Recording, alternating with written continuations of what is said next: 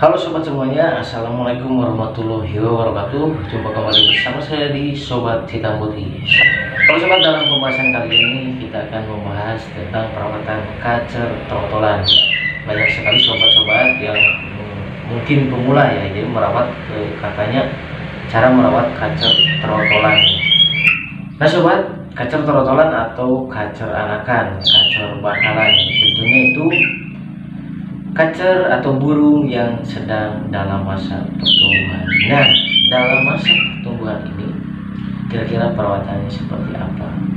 Tentunya kita harus memberikan perawatan yang baik supaya bisa tumbuh atau besar dengan sehat dan mungkin sempurna lah. Jadi tidak ada kekurangan, misalkan kekurangan gizi, kekurangan nutrisi, misalkan seperti itu. Nah sebenarnya perawatan kacer trotol ini sebenarnya gini, kita itu tujuannya merawat kacer anakan atau kacer trotolan. Intinya jangan fokus dulu ke nampil lah, fokus dulu ke tampilan. Intinya jangan fokus dulu ke tampilan, misalkan gacor bisa buka ekor, jangan fokus dulu ke seperti itu. Jadi untuk kacer, untuk merawat kacer anakan atau trotolan ini, intinya kita fokus dulu ke burung itu bisa tumbuh besar dengan sehat. Ya intinya sehat aja dulu, bisa tumbuh besar dengan mungkin baik lah.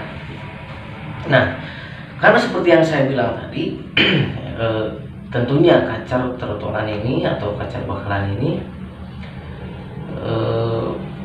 sedang dalam masa pertumbuhan. Jadi apa yang bisa kita lakukan? Kita lakukan kita lihat dari segi makan ya. Kita berikan perawatan atau makanan yang bisa membuat si kacer ini sehat. Jadi jangan diberi doping dulu, jangan diberi ini itu dulu. Yang penting ekstra puding atau makanannya yang menyehatkan. Jadi kita bisa memberikan bom jangkrik. Kacer trotolan ini tidak atau belum memiliki birahi. Kalau misalkan kita contohkan kepada orang ya, kepada kita, kalau orang itu belum, istilahnya belum balai itu. Jadi si kacer trotol ini karena belum memiliki birahi, nah kita bisa menggenjotnya ekstra puding, misalkan seperti jangkrik. Untuk pemandian, kita lakukan pemandian dan penjemuran sekitar seperti di alam liar. Seperti di alam liar, kacer trotolan perlu mandi, perlu jemur juga, namun tetap dengan disesuaikan atau mengikuti aturan. Misalkan jemur jangan terlalu lama, seperti itu. Nah untuk ekstra puding, kita kembali ke ekstra puding. Ekstra puding kita bisa berikan genjot. Jadi kita kasih aja si kacer yang trotolan ini, kasih ekstra puding atau jangkrik yang banyak, jadi menunjang birahinya karena sedang dalam masa pertumbuhan.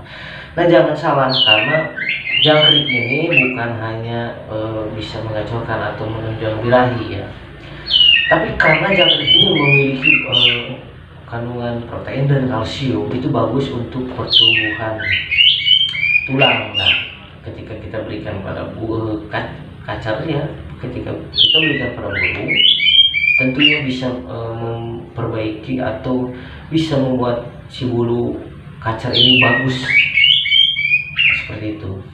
Jadi bukan hanya menggacorkan. Contoh saya memberikan kacer yang sedang dalam masa pertumbuhan bulu, itu kacer yang habis bangun, apalagi kacer trotolan karena sedang dalam masa pertumbuhan. Jadi kita harus memenuhi kebutuhan nutrisinya supaya tercukupi.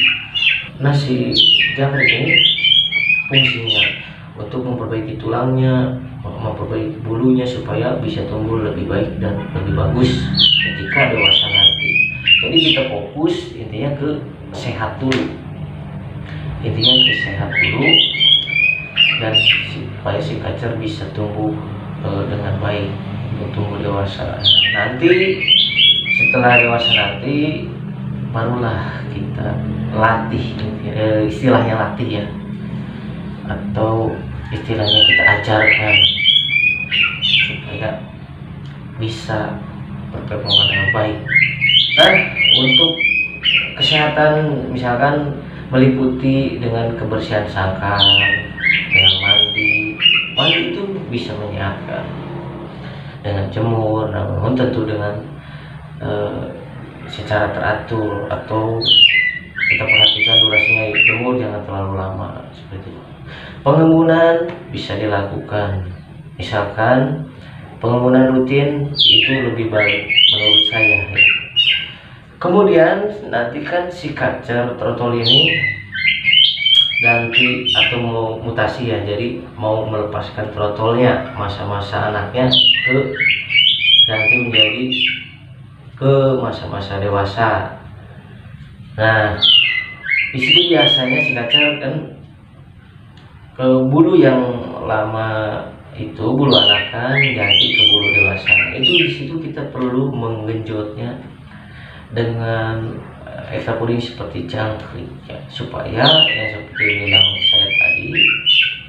seperti yang saya bilang supaya bulunya bagus, selain untuk meningkatkan birahi atau mengacorkan.